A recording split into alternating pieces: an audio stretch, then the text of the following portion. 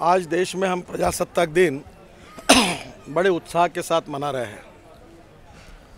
देश के इतिहास में आज का यह दिन हमारे सबके लिए बहुत गौरवशाली है। 26 जनवरी के दिन देश के छोटे छोटे गांवों में हमारे हिंदुस्तानी तिरंगा ध्वज लहराने का काम करते हैं। ये उनका राष्ट्रीय कर्तव्य है, पर दुर्भाग्यवश श्रीनगर में लाल चौक में जहाँ हिंदुस्तान मुर्दाबाद के नारे दिए गए, जहाँ तिरंगा ध्वज जलाने की कोशिश की गई, उसी हमारे भाग में, उसी पार्ट में हमारे कार्यकर्ता युवा मोर्चा के अनुराग ठाकुर जी के नेतृत्व में तिरंगा ध्वज फहराने के लिए निकले थे और उनको तो रोका गया, युवाओं को रोका गया। और जो जम्मू में हमारी मीटिंग होने वाली थी, जिसके लिए हमारे विपक्ष के नेता माननीय सुषमा जी, अरुण जेटली जी, हमारे जनरल सेक्रेटरी अनंत कुमार जी वहाँ जा रहे थे, उनको भी कांग्रेस और नेशनल कॉन्फ्रेंस की सरकार ने बंदी बनाया। आज 26 जनवरी का उत्साह का माहौल सब जगह है और दूसरी ओर हमारे पार्टी के शीर्षस्थ नेताओं को बंदी बनाया गया है। उनका गुनाह यही है कि स्वाधीन देश में तिरंगा ध्वज लहराने की कोशिश अगर कोई करता है तो क्या वो गुनाह है? आज पार्लियामेंट पर जिन्होंने, जो मास्टरमाइंड थे, जिन्होंने पार्लियामेंट को टारगेट बनाकर अटैक किया था, उस अफजल गुरु को 6 साल हुए सुप्रीम कोर्ट ने ऑर्डर देने के बाद सरकार सज़ा नहीं करती, आतंकवादियों का तुष्टीकरण करती है। दूसरी ओर हमारे दिल्ली में अलगाववादी और आतंकवादी समर्थित लोग, नेता लोग आते हैं, हमारे देश के विरोधी बातें कहते, खुले रूप से कहते, उनको कोई रोक टोक नहीं होती। और देशभक्त और लोकतंत्र में एक जिम्मेदार विपक्ष के नेता के रूप में अरुण जी जैसे, सुषमा जी जैसे नेताओं को अरेस्ट किया जाता है, ये लोकतंत्र के लिए बहुत ही दुर्भाग्यपूर्ण है। पार्टी के लिए भी आज का ये दिन बहुत ही दुखद है और सरकार की इस कृति की जितनी भर्त्सना करनी चाहिए उतना कम है। और इसलिए मैं तीव्र शब्दों में कांग्रेस पार्टी का, नेशनल कॉन्फ्रेंस का और उनके राष्ट्र विरोधी नीतियों का धिक्कार करता हूं, निषेध करता हूं।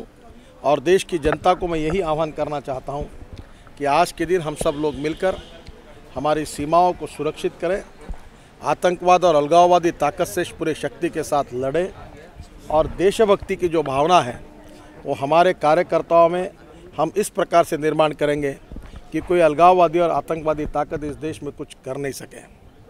और जो कार्यक्रम श्रीनगर में होने वाला था, मैं आपको याद दिलाना चाहता हूं कि प्रधानमंत्री चंद्रशेखर जी जब थे तब उनके कैबिनेट में ये निर्णय हुआ था कि हर साल केंद्र सरकार की ओर से श्रीनगर की लाल चौक में तिरंगा लहरेगा। पर 2009 में कांग्रेस की सरकार ने इसको बंद किया, निर्णय को स्थगित किया है। ये क्यों किया, ये मेरे समझ में नहीं आता। और जब इसी बात को दोहराने की कोशिश जब हमारे कार्यकर्ता और नेता कर रहे थे तो उनको इस प्रकार से जेल में बंद किया गया, ये और बहुत दुर्भाग्यपूर्ण है।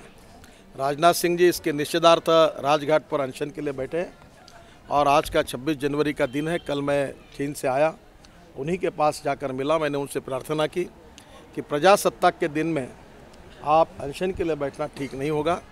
मैंने उनसे अनुरोध किया और अभी मैं वहाँ निकल रहा हूँ और उनका अनशन समाप्त करूँगा।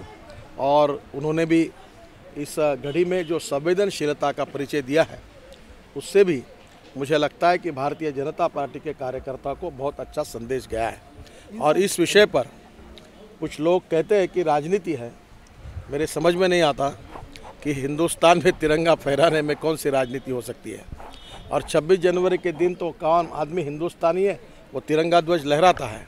ये लहराने की हिम्मत जिस सरकार के पास नहीं है, जिन नेताओं में नहीं है, वो तिरंगा को फहराने के लिए रोकते हैं और ऊपर हमें ऊपर आरोप लगाते कि हम राजनीति कर रहे हैं।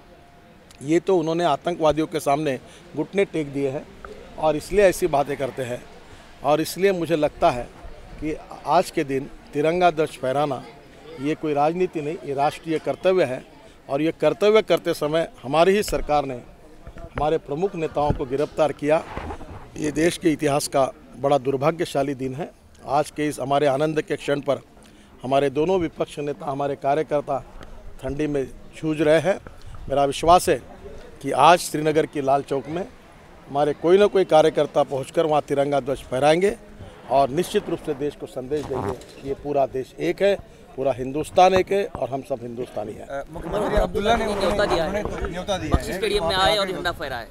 देखिए, अभी एक तरफ जेल में बंद करना और दूसरी ओर न्योता देना, इसमें राजनीति है। और जब हम जा रहे थे तो क्यों नहीं जाने दिया, और अब न्योता देने की बात क्या है। और देश के बड़े विपक्षी नेताओं को, इतने बड़े लोगों को आपने अरेस्ट किया, पुलिस फोर्स लाया, लाठी चलाई वहाँ, और आप बात कर रहे हैं। मुझे लगता है ये बड़ा दुर्भाग्यपूर्ण है।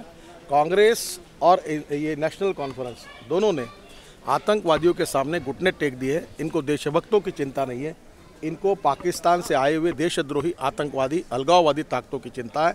उनके सामने इन्होंने घुटने टेके हैं, ये इस बात से सिद्ध होता है। दोनों सदनों के विपक्ष के जो नेता है, उन्हें भारत के किसी हिस्से में झंडा फहराने से रोकना, आपको लगता है कि ये मामला आगे संसद में उठेगा?